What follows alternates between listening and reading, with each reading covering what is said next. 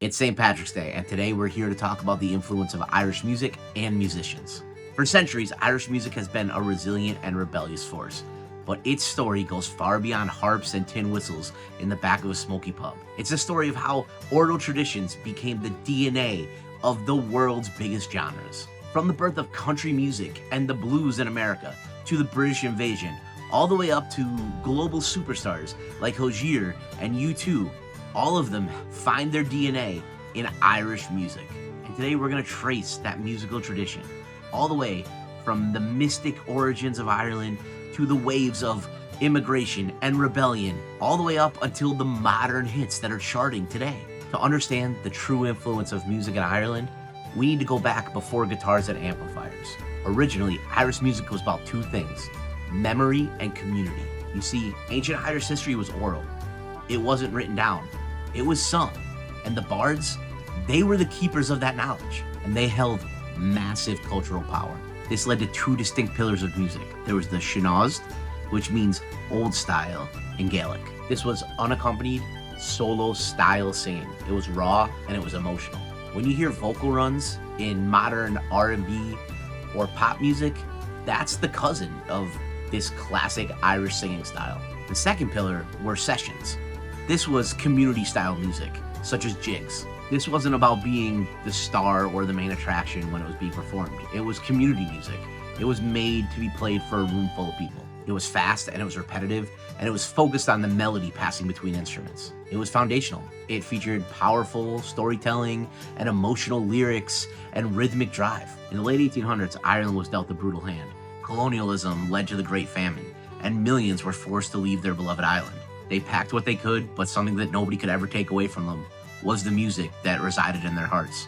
When those Irish settled in America, they settled alongside the English and the Welsh, but they also settled along enslaved African people. In the Appalachian Mountains especially, the Irish fiddle found its place right alongside the rhythm of the African banjo. And the result was old-time Appalachian music, which is the direct precursor to country music and bluegrass. When you hear a modern country song today, you're hearing the phrasing of an Irish ballad and the rhythm of an Irish fiddle. All it is small island storytelling adapted to the American frontier. Irish fiddlers like Michael Coleman, who moved to New York in 1914, recorded some of the first versions of this music. He and others like him essentially standardized the entire sound for the folk movement that was about to take place. By the 1960s, the world was changing, and in Ireland, young people were craving rock and roll, but a revolution was also brewing, and this was the perfect catalyst to make old music new again.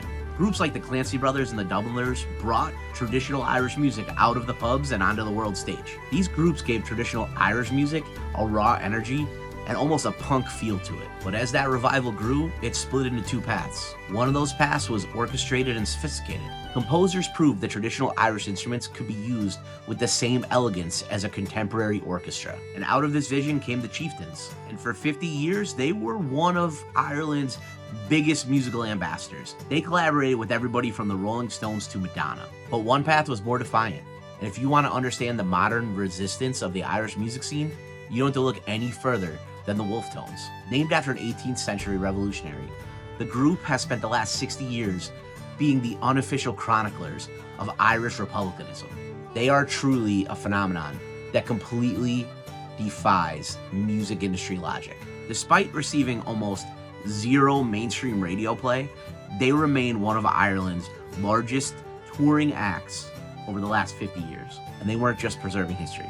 They laid the blueprint for how a rebel song could become a communal experience. And they showed how music can help maintain a national identity. And while the Wolfe Tones were busy keeping Irish history alive, one man was busy taking it out of the parlor and throwing it in the gutter: Shane MacGowan. In the 1980s, a punk band called the Pogues was formed. They were originally called Pogue Mahone, which means kiss my arse in Gaelic.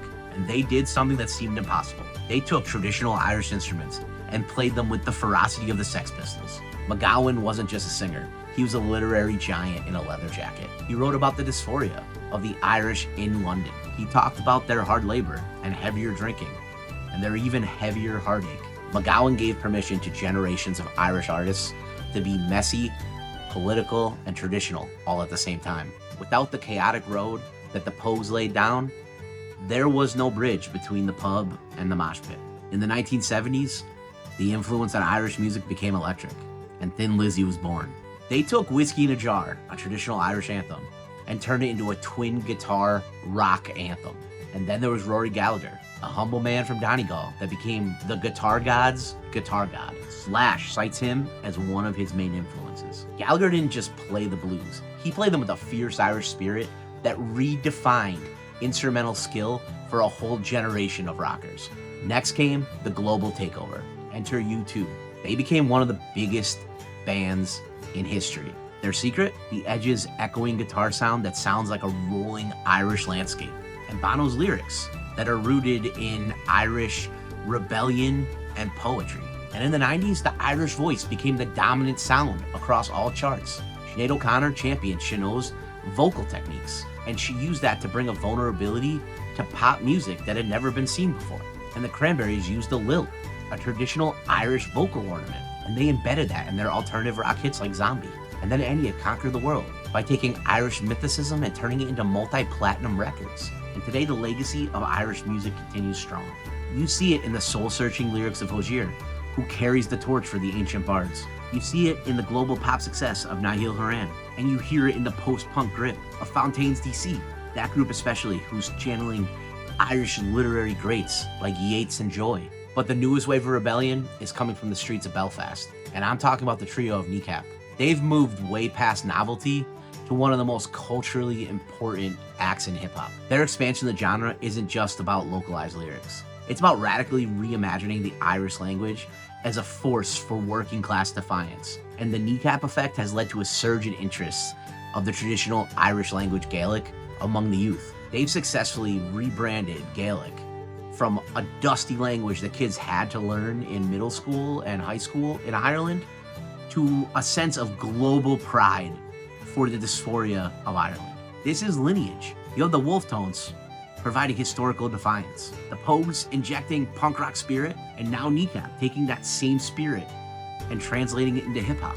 All of these acts have one thing in common. They refuse to allow their culture to become a piece of a museum.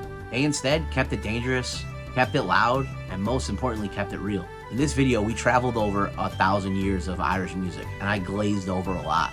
But I wanted to get this video out for you guys on St. Patrick's Day as a little nod to my heritage. But one thing I hope you take away from this is the influence that Irish music has had across all of your favorite genres, be it rock, hip-hop, folk, country, and now even hip-hop, thanks to Kneecap. Irish music taught the world how to tell a story through music, and it also taught the world that that music can be used to fuel rebellion. Thank you guys for watching. Hit that subscribe button, give this video a like. Happy St. Patrick's Day. Slàinte.